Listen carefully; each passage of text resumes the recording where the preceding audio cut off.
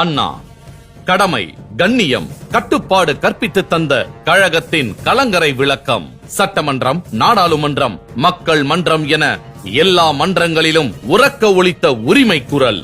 அண்ணா மறைந்து எத்தனை ஆண்டுகள் ஆனாலும் தமிழ்நாடு அரசியலின் அச்சாணியும் அவர்தான், அடித்தளமும் அவர்தான். தந்தை பெரியாரின் தளபதியாய் தன் தம்பிமார்களின் அண்ணனாய் வாழ்ந்த அண்ணா ஓர் அரசியல் சகாப்தம்.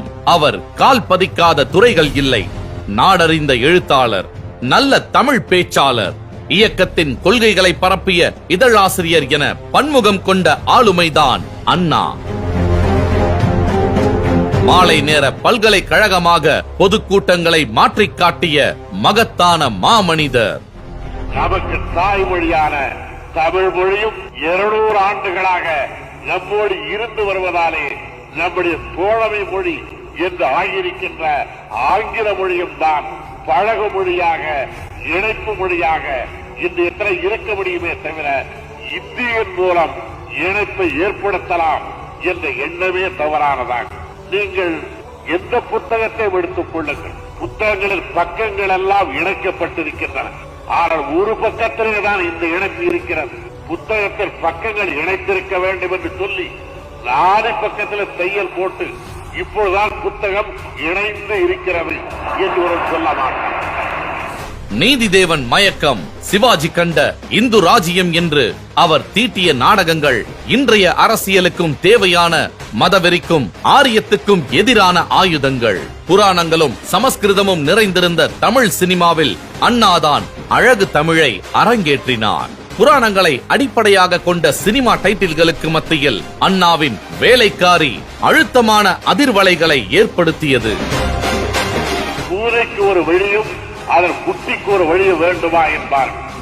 ஒரு சுவற்றை துளைத்துக் கொண்டு ஒரு பூனை அப்புறத்திற்கு செல்ல வேண்டுமானால் அந்த தாய்ப்பூனை போகின்ற அளவுக்கு ஒரு துவாரம் கிடைத்து விட்டால் அதன் வழியாக அதனுடைய குட்டிகளும் போகும்.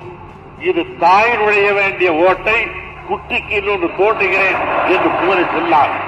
அதே போல உலகத்தோடு இணைந்திருப்பதற்கு ஆங்கிலம் போதுமானதென்றால் இந்தியாவில் பல பகுதிகள் ஒன்றாக இணைவதற்கு அந்த வழி இருந்தால் என்ன?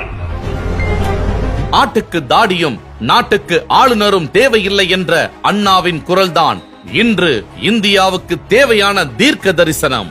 சுயமரியாதை திருமணத்துக்கு சட்ட அங்கீகாரம், தமிழ்நாடு பெயர் சூட்டல், இருமொழி கொள்கைக்கான தீர்மானம் ஆகியவற்றை நிறைவேற்றிவிட்டு அண்ணா சொன்னார், இதை யாராவது மாற்ற முயன்றால் தமிழ்நாட்டு மக்கள் கொதித்தெழுவார்கள். அதுவரை அண்ணாதுரைதான் இந்த நாட்டை ஆள்வதாக அர்த்தம். ஆம், அண்ணாதான் நம் மனங்களிலும் ஆள்கிறார், மக்கள் மத்தியிலும் ஆள்கிறார்.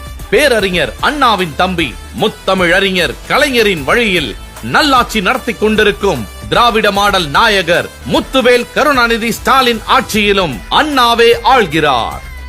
வழியில் அயராத உழைப்பு, ஆதிக்கமற்ற சமுதாயம் அமைத்தே தீர்வோம். இந்தி திணிப்பை என்றும் எதிர்ப்போம். வன்முறை தவிர்த்து வறுமையை வெல்வோம். மாநிலத்தில் சுயாட்சி, மத்தியிலே கூட்டாட்சி. 2026 சட்டமன்ற தேர்தலில் கழகம் வெற்றி பெற்று மீண்டும் நம் திராவிட மாடல் நாயகரே ஆளப்போகிறார். அதன் மூலம் அண்ணாவே நம்மை ஆளப்போகிறார்.